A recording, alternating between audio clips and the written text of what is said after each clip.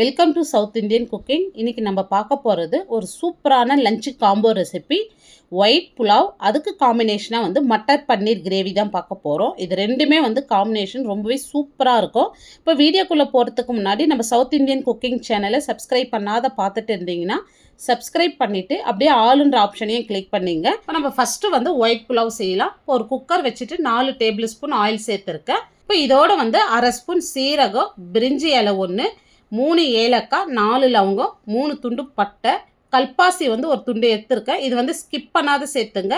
கல்பாசி வந்து சேர்த்தா தான் இந்த புலாவுடைய அரோமா வந்து ரொம்பவே சூப்பராக இருக்கும். இப்போ இதோட வந்து காரத்துக்கு நான் 4 பச்சை மிளகாய் சேர்த்துக்கிறேன். காரத்துக்கு பச்சை மிளகாய் மட்டும்தாங்க. இப்போ நான் 4 சேர்த்துருக்கேன். இப்போ மீடியம் சைஸில் 3 வெங்காயம் எடுத்து நல்லா நீல வாக்கில் மெலிசாக கட் பண்ணிவிட்டு சேர்த்துங்க. சீக்கிரமாக வதங்கிடும். இப்போ இது நல்லா வதக்கி விட்டுக்கலாம். இப்போ நம்ம பிரியாணி செய்கிற அளவுக்கு வதக்கணுன்ற அவசியம் கிடையாதுங்க. இப்போ இந்த அளவுக்கு கண்ணாடி பதத்துக்கு வதங்கினா போதும் புலாவுக்குலாம். இப்போ மீடியம் சைஸில் 2 தக்காளி இந்த மாதிரி ரஃப்பாக கட் பண்ணிட்டு சேர்த்துருக்கேன். இப்போ இதோடு வந்து நான் 1.5 ஸ்பூன் அளவுக்கு இஞ்சி பூண்டு விழுது சேர்த்துக்கிறேன். எப்பவுமே புலாவுக்குலாம் வந்து இஞ்சி பூண்டு விழுது வந்து கம்மியாக தான் சேர்க்கணும், நிறைய சேர்த்துறாதீங்க. இப்போ இந்த அளவுக்கு வதங்கி வந்ததோ இப்போ நம்ம கட் பண்ணி வச்ச வெஜிடபிள்ஸ் சேர்த்துடலாம். நான் வந்து கேரட், பீன்ஸ், உருளைக்கிழங்கு எடுத்துருக்கேன் பாருங்கள். இப்போ உங்களுக்கு விருப்பமான காய்கறிகள் வந்து நீங்கள் சேர்த்துக்கலாம். இப்போ இதை சேர்த்துட்டு இதுக்கு தேவையான அளவு உப்பு சேர்த்துருங்க. எப்பவுமே வந்து வெஜிடபிள் சேர்த்துதும் வந்து உப்பு சேர்த்துருங்க. அப்போ தான் வந்து காயில் வந்து நல்லா உப்பு பிடிச்சி சாப்பிட்றதுக்கு டேஸ்ட்டாக இருக்கும். இப்போ பாருங்கள், இந்த அளவுக்கு வதங்கினா போதும்.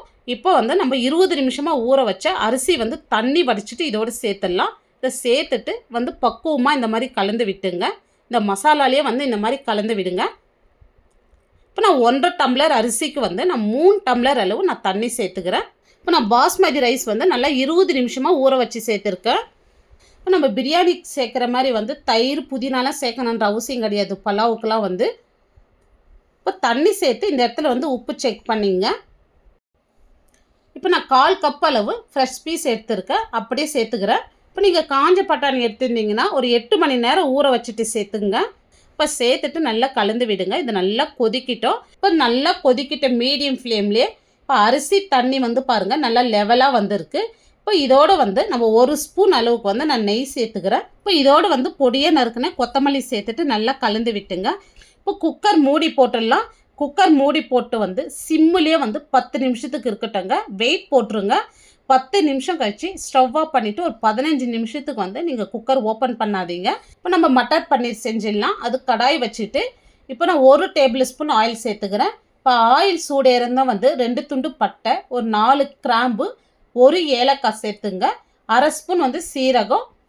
இப்போ நம்ம வெங்காயம் வந்து ரஃப்பாக கட் பண்ணி வச்சுருக்கேன். மீடியம் சைஸில் 2 வெங்காயம் சேர்த்துங்க. இப்போ இந்த வெங்காயம் வந்து நல்லா வதங்கட்டும். ஒரு கண்ணாடி பதத்துக்கு வர வரைக்கும் நல்லா வதங்கி வரட்டும். இப்போ இந்த அளவுக்கு நல்லா வதங்கி வந்ததும் இதோட வந்து நான் மீடியம் சைஸில் 3 தக்காளி எடுத்துருக்கேன். 3 தக்காளி ரஃப்பாக கட் பண்ணி வச்சுருக்கேன். அதையும் இதோடு சேர்த்துட்டு நல்லா வதக்கி விடுங்க. இப்போ இதோட வந்து நான் பச்சை மிளகாய் சேர்த்துக்கிறேன். சின்ன சைஸ் பச்சை மிளகாய் இருக்கும், 3 சேர்த்துருக்கேன். இப்போ தக்காளி வெங்காயம் வந்து நல்லா வந்து வதங்கி வரட்டும். இப்போ இந்த அளவுக்கு வதங்கி வந்ததோ இதோட கொஞ்சமாக வந்து கொத்தமல்லி சேர்த்துக்கலாம். நிறைய கொத்தமல்லி தண்டு சேர்த்துங்க, நல்லா வாசனையாக இருக்கும். இப்போ ஸ்டவ் ஆஃப் பண்ணிவிட்டு இதை ஆறின பிறகு இதை ஒரு பேஸ்ட்டாக அரைச்சி எடுத்துக்கலாம். இப்போ ஒரு பேன் வச்சுட்டு 1 ஸ்பூன் ஆயில் சேர்த்துங்க. இப்போ இதிலே வந்து 1/4 ஸ்பூன் மஞ்சள் தூள் சேர்த்துக்கலாம். 1/2 ஸ்பூன் சில்லி பவுடர், ஒரு 1/4 ஸ்பூன் வந்து உப்பு சேர்த்துக்கலாம். உப்பு சேர்த்துட்டு இதெல்லாம் கலந்து விட்டுங்க. இந்த அளவுக்கு நல்லா கலந்து விட்ட பிறகு இப்போ ஸ்டவ் ஆன் பண்ணிங்க. மசாலா வந்து கருகக்கூடாது. இப்போ நான் 400 கிராம் பன்னீர் எடுத்திருக்கேன். இது மீடியம் சைஸில் வந்து நான் கட் பண்ணி எடுத்திருக்கேன். உங்களுக்கு எந்த சைஸ் வேணுமோ அந்த சைஸில் நீங்கள் கட் பண்ணி எடுத்துக்கலாம். இப்போ நான் கட் பண்ண பன்னீரை வந்து மசாலாவில் சேர்த்துட்றேன். ஃப்ளேம் வந்து சிம்மிலே இருக்கட்டும்.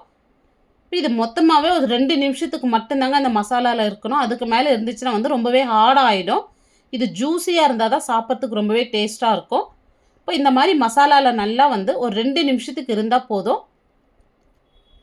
இப்போ இந்த மாதிரி வந்து 2 பக்கமும் திருப்பி விட்டு வேற ஒரு பிளேட்டில் எடுத்துருங்க. இதிலே விட்டிங்கன்னா வந்து ஹார்ட் ஆகிடும்.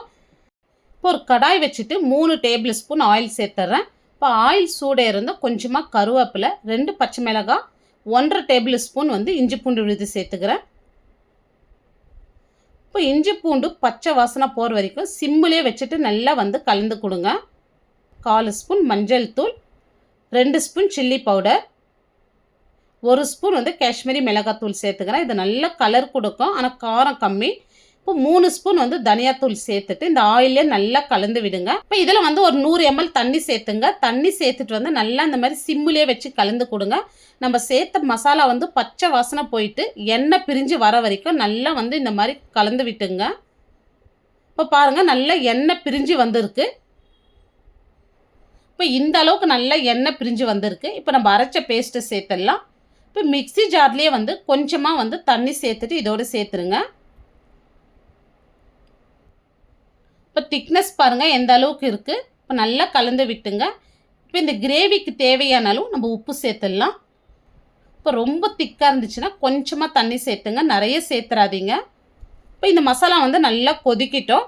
இப்போ நான் காய்ச்சி ஆற வச்ச பாலில் வந்து ஒரு 15 வந்து உடச்ச முந்திரி வந்து ஊற வச்சுருக்கேன். ஒரு 10 நிமிஷமாக நல்லா ஊறின்னு இருக்கு பாருங்கள். இப்போ இந்த பாலோடு வந்து இந்த முந்திரி பருப்பை வந்து நம்ம அரைச்சி எடுத்துக்கலாம். இப்போ பாருங்கள் நல்லா கொதிக்குது மசாலா வந்து. இப்போ நம்ம அரைச்ச வந்து முந்திரி பேஸ்ட்டை சேர்த்துக்கலாம். நல்லா நைஸாக அரைச்சிட்டு சேர்த்துங்க. இப்போ நீங்கள் ஃப்ரெஷ் க்ரீம் சேர்க்க தந்தால் பாலுக்கு பதில் வந்து முந்திரி வந்து தண்ணியிலே ஊற வச்சுட்டு அரைச்சிட்டு சேர்த்துங்க. இப்போ நான் வந்து ஃப்ரெஷ் க்ரீம் சேர்க்கல, அதுக்கு பதில் தான் வந்து நான் பால் சேர்த்து அரைச்சிருக்கேன். இப்போ 1/4 கப் அளவு ஃப்ரெஷ் பீஸ் சேர்த்துக்கிறேன். இப்போ இதை சேர்த்துதான் ஒரு அரை ஸ்பூன் வந்து சீரகத்தூள் சேர்த்துட்டு நல்லா கலந்து விட்டுங்க. இப்போ இதோட வந்து 1 ஸ்பூன் அளவுக்கு கசூரி மேத்தி சேர்த்துக்கலாம். இப்போ நம்ம பன்னீர் இதோடு சேர்த்துடலாங்க. இப்போ பன்னீர் சேர்த்துட்டு மீடியம் ஃப்ளேம்லேயே ஒரு 3 நிமிஷத்துக்கு மட்டும் இருக்கட்டும். அதுக்கு மேலே விட்டிங்கன்னா பன்னீர் வந்து ரொம்ப ஹார்டாகிடும், சாப்பிட்றதுக்கு நல்லா இருக்காதுங்க. இப்போ இதோட வந்து 1 ஸ்பூன் அளவுக்கு பட்டர் சேர்த்துக்கிறேன். இந்த பட்டர் சேர்க்கறதுனால இந்த மட்டர் பன்னீர் வந்து டேஸ்ட்டு ரொம்பவே சூப்பராக இருக்கும். இது விருப்பம் இருந்தால் சேர்த்துங்க, இல்லைனா ஸ்கிப் பண்ணிடலாம். இப்போ இதோட பொடியை நறுக்குனா கொத்தமல்லி சேர்த்துடலாம். நம்மளுக்கு ஒரு சூப்பரான மட்டர் பன்னீர் வந்து ரெடி பண்ணியிருக்கோம். இப்போ கம்ப்ளீட்டாக வந்து ஸ்டீம் ரிலீஸ் ஆனதும் குக்கர் ஓப்பன் பண்ணிடலாம். இப்போ சாதம் பாருங்கள், இப்போ உடையாத நல்ல உதிரி உதிரியாக வந்திருக்கு. நம்ம விசில் விடாத தம் போட்டு எடுத்தோம், எந்த அளவுக்கு சூப்பராக வந்திருக்கு பாருங்கள். இப்போ ஒயிட் புலாவ் வந்து எந்த விதமான மசாலா சேர்க்காத ரொம்பவே சிம்பிளாக செஞ்சுருக்கோம். இதுக்கு காம்பினேஷனாக மட்டர் பன்னீர் செஞ்சுருக்கோம். ரொம்பவே அட்டகாசமாக இருக்குங்க அந்த காம்பினேஷன். நீங்களும் ஒரு முறை இந்த லஞ்சு காம்போவை செஞ்சு பாருங்கள். செஞ்சு பார்த்துட்டு எப்படி வந்ததுன்னு உங்களுடைய ஃபீட்பேக்கை கமெண்ட்ஸில் சொல்லுங்கள். லைக் பண்ணுங்கள், ஷேர் பண்ணுங்கள், சப்ஸ்கிரைப் பண்ணிவிட்டு அப்படியே பெல் பட்டனை கிளிக் பண்ணிவிடுங்க. தேங்க்ஸ் ஃபார் வாட்சிங்.